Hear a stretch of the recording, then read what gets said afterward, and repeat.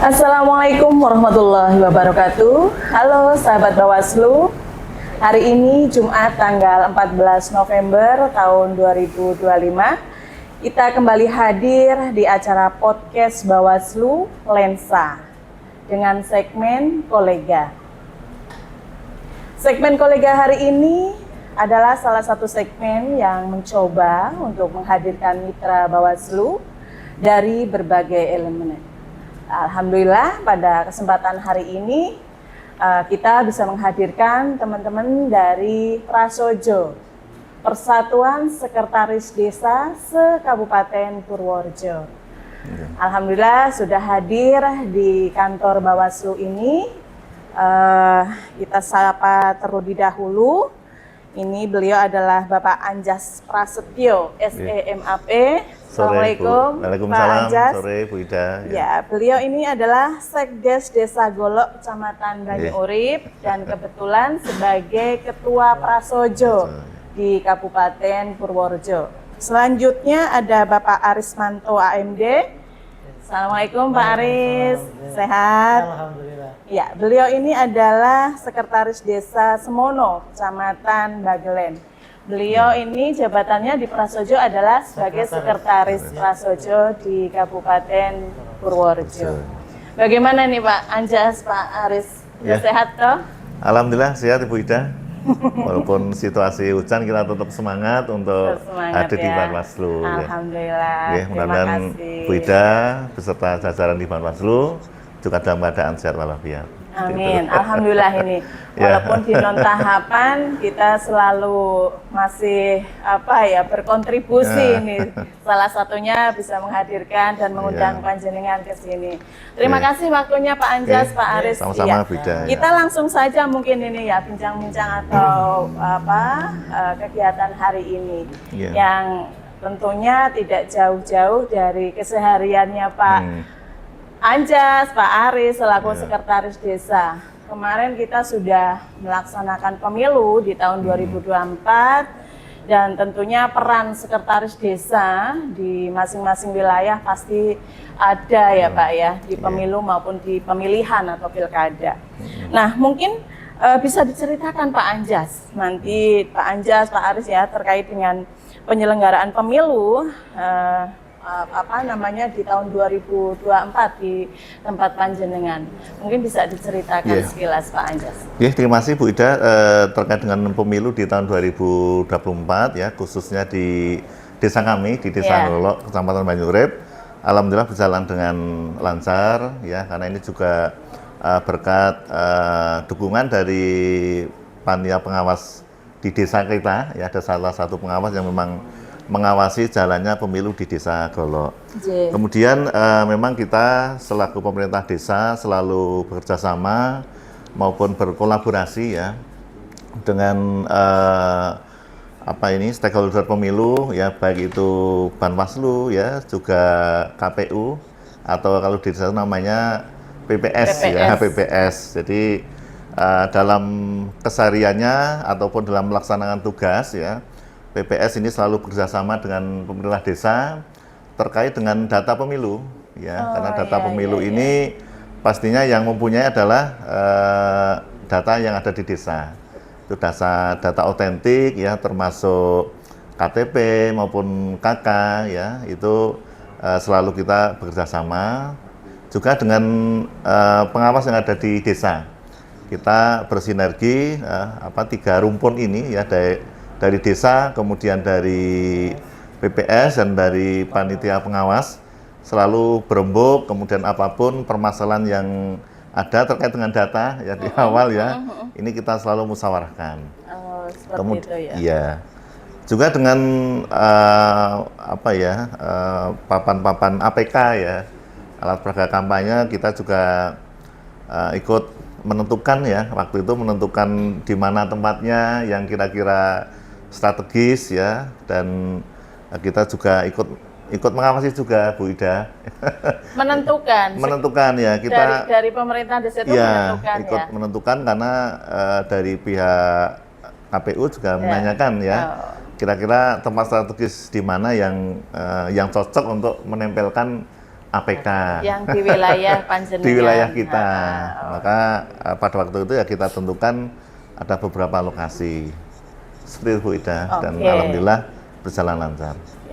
Terus terkait ini mungkin nanti bisa dijawab oleh Pak Aris ya. Mungkin untuk penyediaan fasilitas pendukungnya pada saat pemilu ini, baik mungkin di situ ada kantor balai desanya ya, kantor desanya, untuk kesekretariatan kan harus berbagi nih antara nanti di pemerintahan desa, kebetulan di situ ada PPS gitu.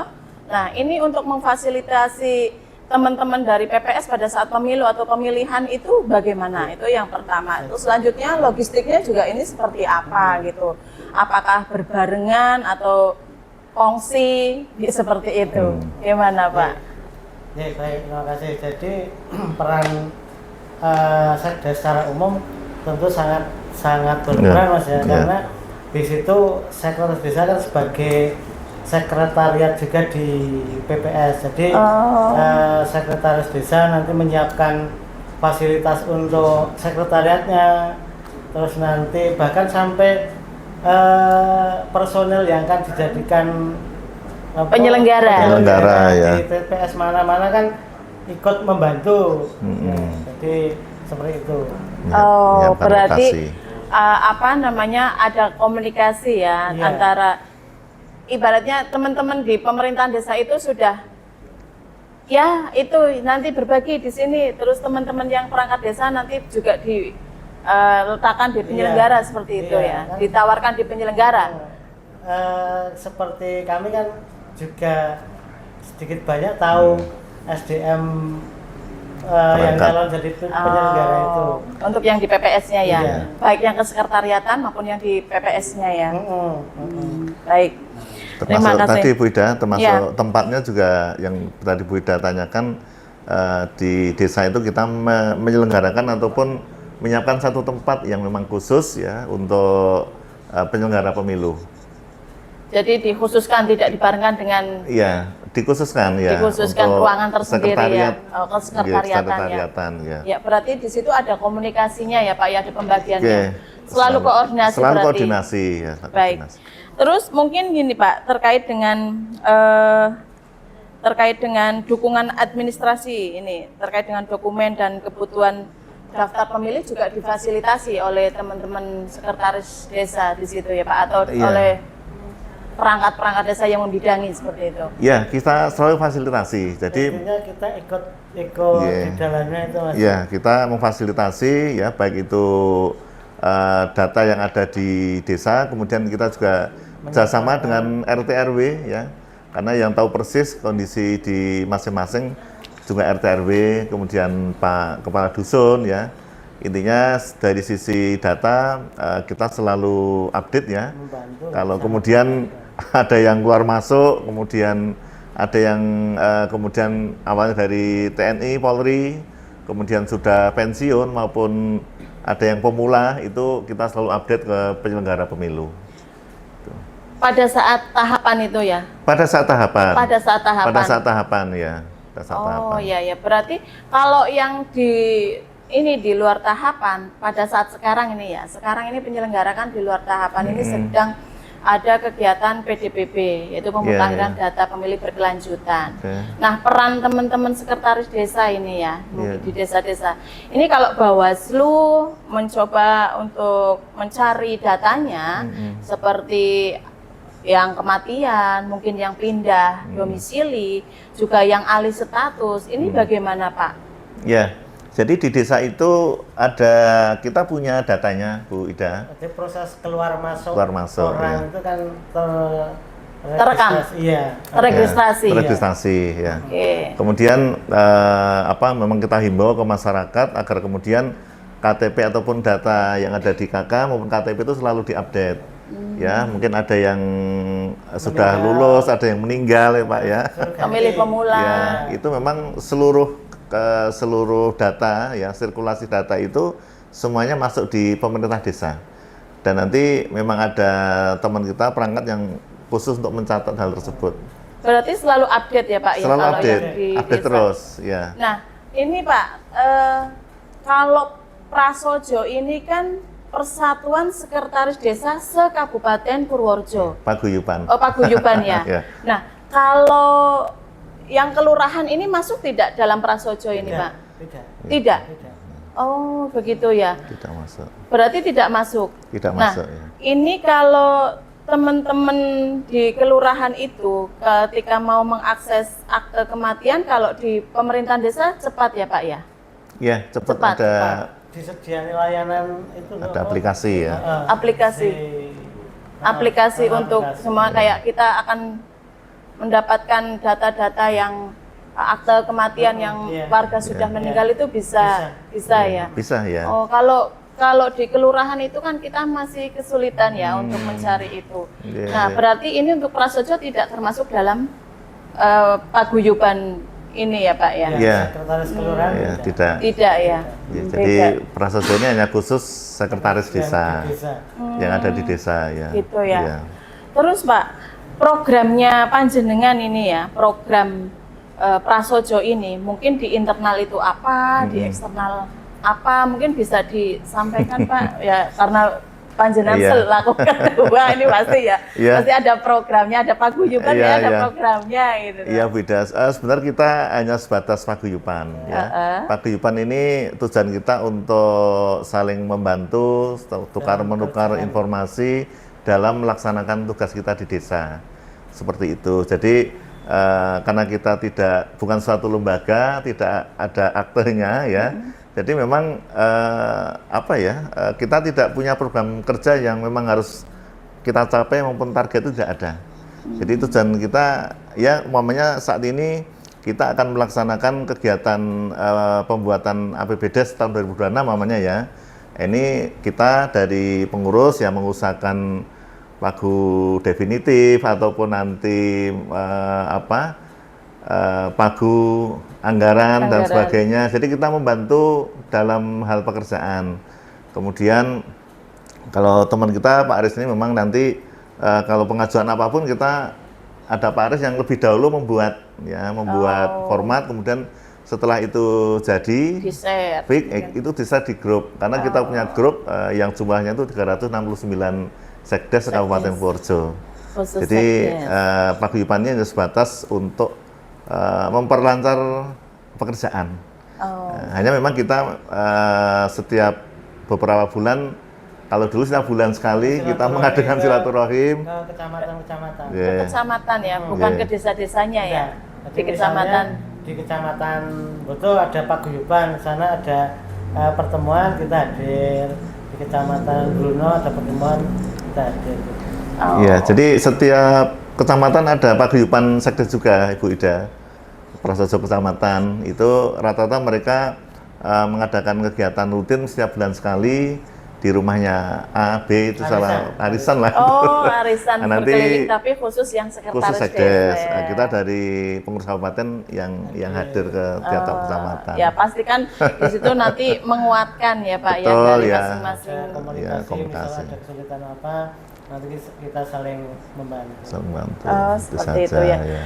Berarti sejauh ini hanya paguyuban, ada kegiatan arisan, membantu pekerjaan di internal. Kalau yang eksternalnya belum ada ya Pak ya? Ya, kalau eksternal kita selalu komunikasi, koordinasi dengan stakeholder lain ya, termasuk ke pemerintah daerah, ke inspektorat, ke Pratama dan sebagainya yang itu terkait dengan pekerjaan kita. Ya, karena memang kita ya tidak hanya sebatas pekerjaan ya, kadang teman-teman ada suatu permasalahan apa yang harus diselesaikan ya kita bantu untuk menyelesaikan. Seperti itu. Iya.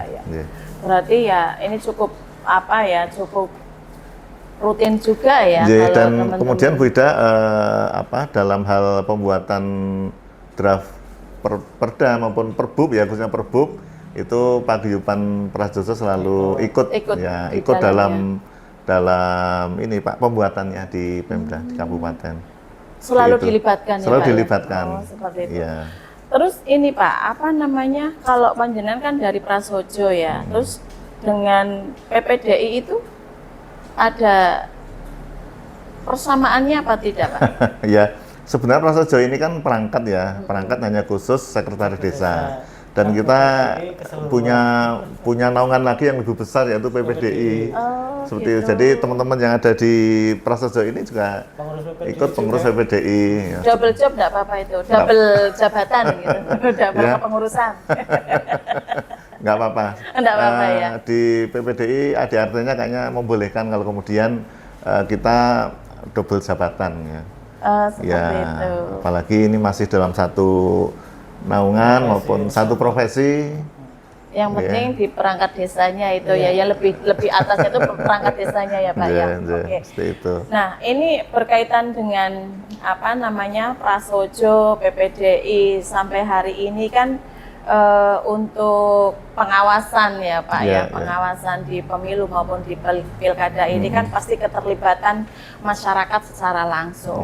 Dan di tahun 2024 ini alhamdulillah Kabupaten Purworejo untuk pilkadanya tidak masuk di MK ini. Tentu mestinya ada peran di dalamnya, khususnya nih teman-teman di perangkat desa.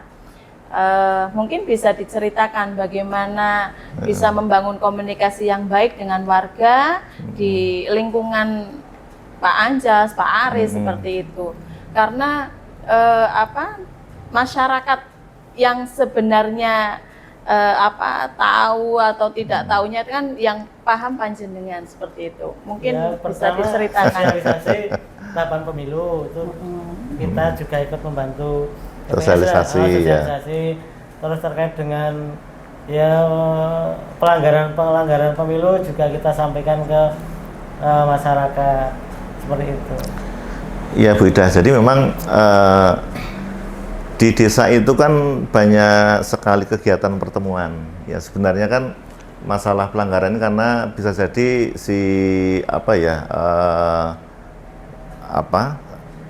peserta pemilih ini kurang pahamnya tentang pelanggaran tersebut ya, termasuk politik uang dan sebagainya. Ini yang saya lakukan itu ya Bu Ida, ini di desa kita kan banyak arisan dawes ya, kemudian RW-an ya dan sebagainya, ataupun kita sering ada perkumpulan di desa, itu memang selalu kita sampaikan agar nanti pemilu yang ada di desa kita ini berjalan baik, sukses dan sebagainya. Ini yang pertama pastinya agar mereka selalu hadir dalam kegiatan pemungutan ya. Kemudian agar ya menjauhkan diri dari pelanggaran ya, politik uang ya, politik uang seperti itu ya. Ya walaupun itu yang namanya masyarakat tapi kita secara lisan kan sudah menyampaikan ya, mensosialisasikan sudah seperti itu Bu. Jadi kita selalu wanti-wanti jangan sampai di desa kita ini ada permasalahan hukum. Tapi alhamdulillah sejauh ini tidak ada ya Pak. Alhamdulillah sejauh ini tidak ada ya. Manut berarti.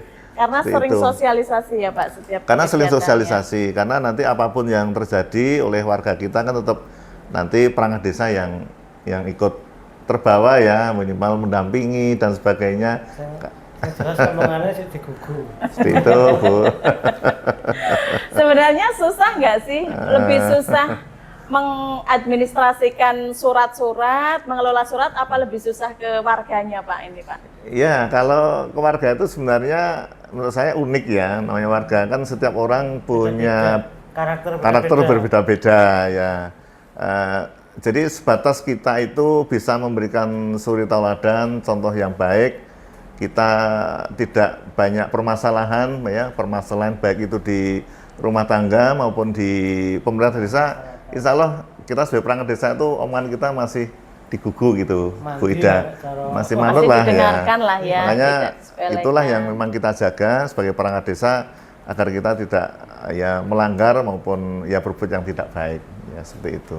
Jadi memang ada keunikan kalau kemudian berhadapan dengan masyarakat ya. Jadi kalau suruh milih ya lebih mudah untuk mengadministrasikan karena itu kan barang mati ya.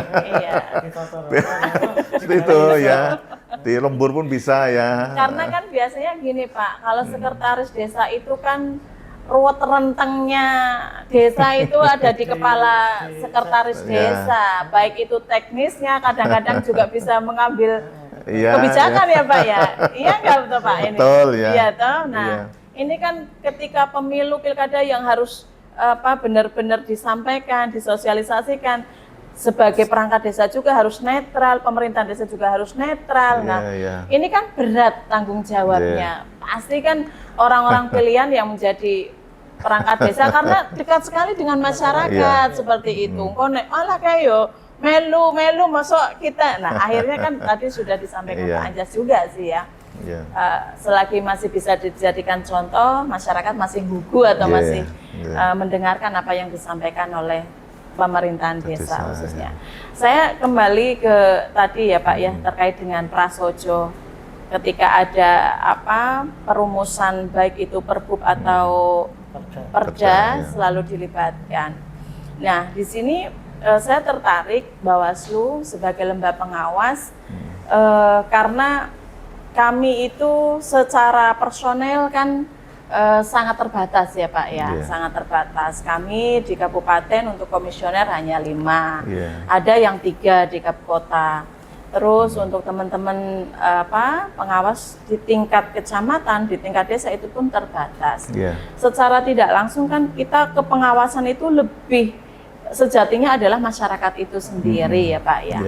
Nah, sejauh ini masyarakat di wilayah Purworejo khususnya di tempat panjenengan ini sudah melek politik apa belum Pak ini Pak? Iya Bu, jadi dalam setiap tahapan ya tadi sampaikan kan banyak pertemuan ya kita sampaikan dan kira-kira masyarakat itu bisa membantu kita.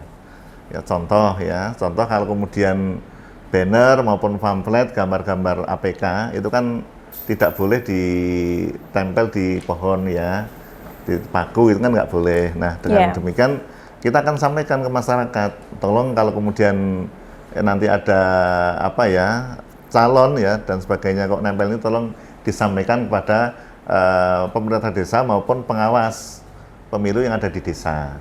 Seperti itu salah satu contoh Bu Ida. Jadi kemudian masyarakat ini kalau kemudian nanti terjadi seperti itu, dia melihat ya mereka akan menyampaikan ke kita dan kita sampaikan ke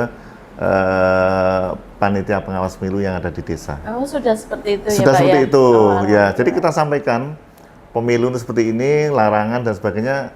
Saya menyampaikan di pertemuan-pertemuan. Jadi saya minta tolong kalau kemudian ada ini tolong disampaikan kepada kita ataupun kepada panitia pengawas yang ada di desa. Ini tugasnya ini, kalau KPU tugasnya ini, kita pilih seperti itu. Oke, berarti berperan sekali ya Pak ya? Iya. Karena tadi saya sampaikan keterbatasan dan alhamdulillah sudah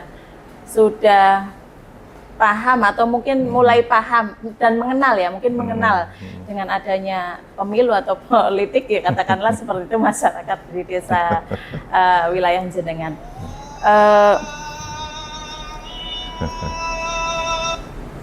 Maaf.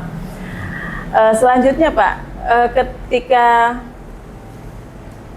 kami dari lembaga Bawaslu itu sekiranya mungkin dari tadi disampaikan bisa berperan di perbub atau perda.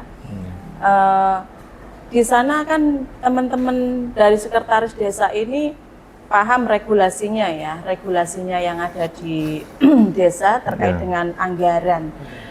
Ada tidak sih kalau untuk pembinaan ataupun untuk pemberdayaan masyarakat yang mungkin bisa berkolaborasi atau mungkin di sana sejauh ini pembinaan atau pemberdayaan masyarakat yang dilaksanakan di desa ini contoh konkretnya seperti apa Pak? Ya, Pak Aris. Pemberdayaan. Iya, pemberdayaan masyarakat atau pembinaan. Peningkatan SDM. Itu bisa bagi BPD, bisa bagi perangkat desa, itu bisa.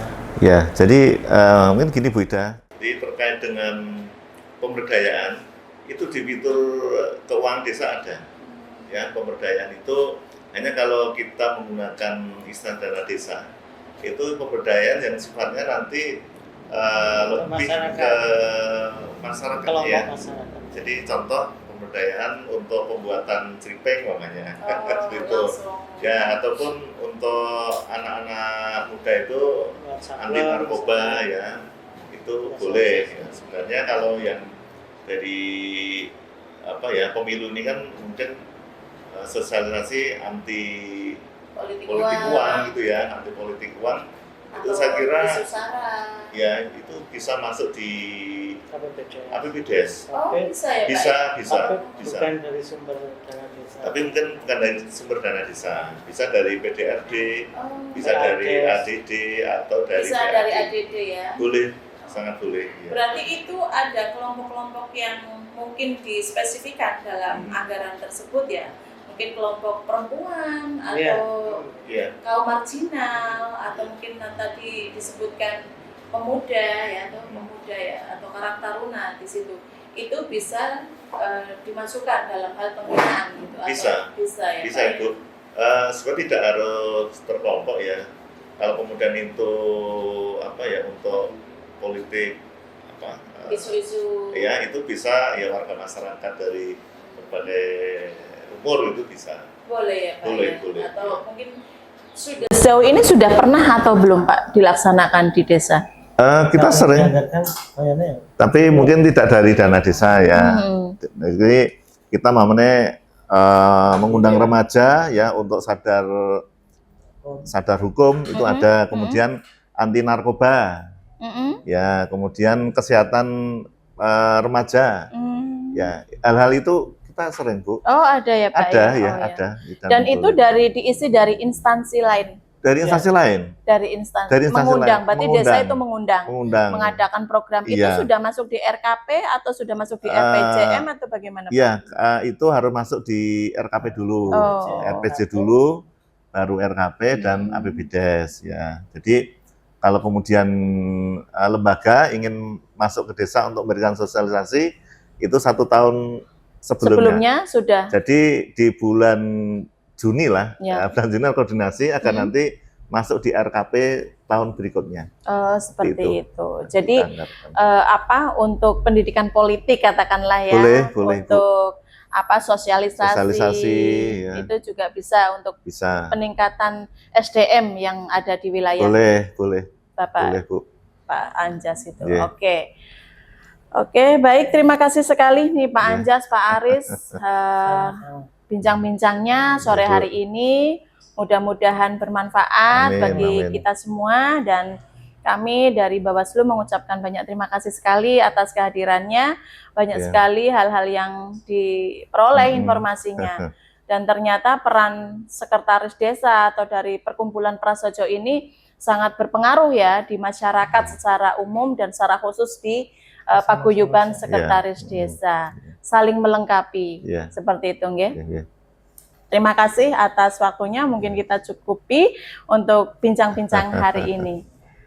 Demikian sahabat Bawaslu, bincang-bincang podcast Bawaslu hari ini dengan segmen kolega, dan kita akhiri pertemuan sore hari ini. Terima kasih. Wabillahi taufiq wal hidayah. Wassalamualaikum warahmatullahi wabarakatuh. Waalaikumsalam warahmatullahi wabarakatuh.